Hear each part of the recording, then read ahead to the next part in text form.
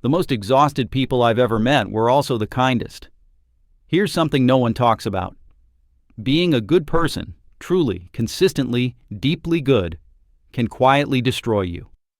Not because kindness is bad, but because of why you're being kind.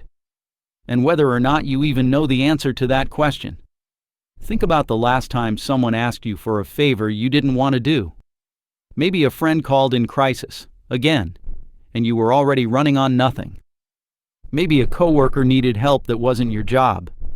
Maybe someone in your family needed rescuing from a problem they created themselves. And you said yes. You said yes because saying no felt wrong. It felt selfish. It felt like you were the problem. So you showed up. You helped. You smiled. And on the drive home, there was this low, ugly feeling you couldn't quite name. Not guilt, not anger. Something murkier. Something that whispered, "When does someone do this for me?" You pushed it down. Because that's what kind people do. They push it down. That moment, that's where it starts. Not with a dramatic breakdown. Not with a blow-up or a collapse. It starts with a single swallowed feeling. Then another. Then another.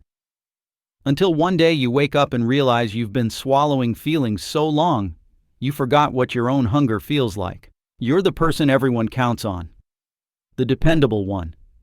The selfless one. The one who never makes it about themselves. And you're exhausted. You're resentful. And you feel deeply, quietly alone. Even though you're surrounded by people who call you their favorite person. That's the trap. Here's what's actually happening underneath all of that. A long time ago, probably when you were young, you figured something out. Not consciously. More like an instinct your nervous system learned.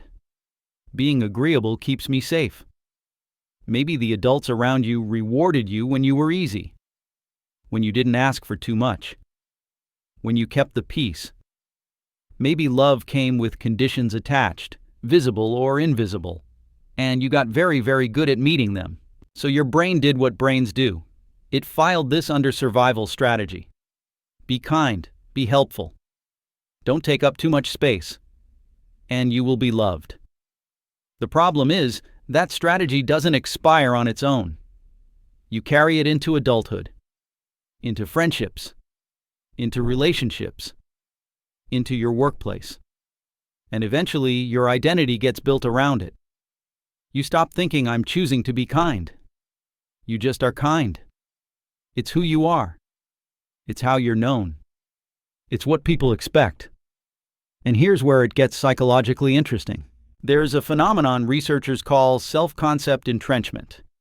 The idea that once we identify strongly with a trait, we'll go to enormous lengths to preserve that identity, even when it hurts us, even when it costs us. For the chronically kind person, this means every time you say no, it doesn't just feel inconvenient. It feels like a betrayal of self. Like you're becoming someone you don't recognize. And so you keep saying yes. Not because you want to, but because you've forgotten that you're allowed to want anything at all. But here's the part that might actually make you uncomfortable. Your kindness isn't just hurting you. It might be hurting the people you're trying to protect. I know. That one lands weird. But stay with me. When you consistently absorb everything, every crisis, every problem, every emotional overflow, you inadvertently teach the people around you something. You teach them that their emotions are your responsibility, that their comfort is worth more than your limits, that you will always adjust. You become the shock absorber for everyone else's life. And over time, that creates a deeply unbalanced dynamic. Not because those people are bad, but because your behavior, repeated thousands of times, has shaped how they relate to you. You train them, accidentally, with kindness. Psychologists call this enabling dynamics. Patterns where one person's constant self-sacrifice prevents others from developing the capacity to manage themselves. Think about the parent who fixes every problem their child ever faces. The friend who's always available no matter the hour. The partner who always backs down to avoid conflict. The people on the receiving end don't become stronger. They become more reliant. And the person giving? They become invisible. Here's the paradox. The more you give without limits, the more you disappear. And invisibility is not the same as peace. It's loneliness wearing the costume of virtue. There's also a neurological angle here. Your brain has a system, mirror neurons, that fires in response to other people's emotional states.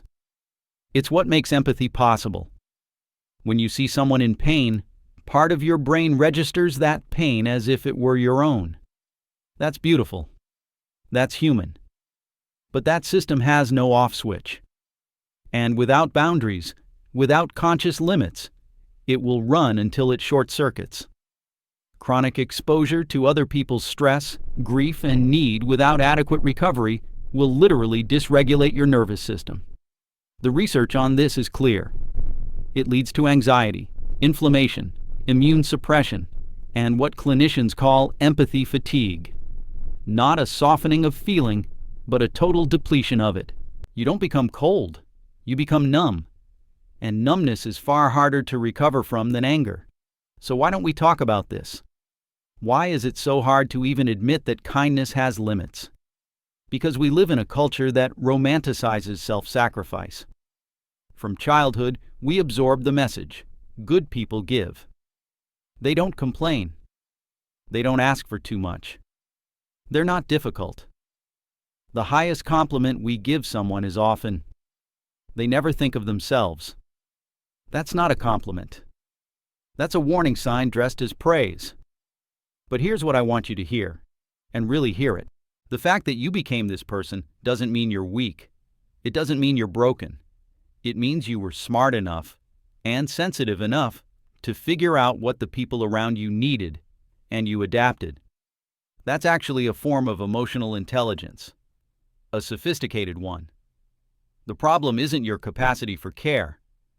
The problem is that no one ever told you it was okay to direct some of that care inward. No one modeled what it looks like to be genuinely compassionate and have limits. Kindness and self-respect were never shown to you as compatible. So you had to choose. And you chose what kept you safe. You're not a people pleaser because something is wrong with you. You're a people pleaser because at some point it worked. It protected you. It got you love. The shift is in recognizing the conditions that made that strategy necessary have changed. But the strategy hasn't. And that gap between who you had to be and who you're allowed to become, that's where the exhaustion lives. So what do you actually do with this? I'm not going to give you a 10-step program. But there are two real uncomfortable shifts that change everything. The first is learning to tolerate the discomfort of disappointing people. Not enjoying it. Not being indifferent to it. Just surviving it. Because here's the truth. When you set a limit for the first time, it's going to feel catastrophic. Your nervous system will scream that you've done something wrong. Some people in your life will react as if you've betrayed them. They'll be confused, maybe hurt, maybe upset, and you will want to fix it immediately. Don't. Discomfort is the price of reclaiming. Discomfort is the price of reclaiming yourself. And it decreases every single time you pay it. The second shift is subtler and harder. You have to stop outsourcing your sense of worth. As long as your value as a person is determined by how much you help, you will never stop helping compulsively. You can't. Because every time you ease up, you feel worthless. So you help more, and more, and more. The underlying belief, I am only as lovable as I am useful, has to be examined. Directly, uncomfortably. Because it's not true. It was never true. It was something you concluded in a moment of vulnerability, and then built your whole identity around. You existed before anyone needed you. You were enough before you learned to perform. Your worth isn't in your output. It's not in your yeses. It never was. When that finally lands, really lands, not just intellectually, but somewhere in the body, Kindness stops being something you do to survive. It becomes something you do because you genuinely want to. And those feel completely different. Let's come back to where we started. The most exhausted people I've ever met were the kindest ones. Now you know why? It's not that kindness is destructive by nature. It's that kindness performed from fear, from the need to be needed, from the terror of being too much or not enough, is a kind of slow disappearing act. A person erasing themselves one yes at a time. The question worth sitting with isn't whether you're kind. You already know the answer to that. The question is, where does your kindness come from? Is it coming from a full place? From genuine desire? From choice? From love? Or is it coming from a fear of what happens if you stop? You don't have to answer that out loud. You don't even have to answer it right now. But the fact that the question makes you pause, that says something. Real kindness isn't quiet suffering. It isn't performed at the expense of everything you are. It isn't a mask you learned to wear so young you forgot it was a mask.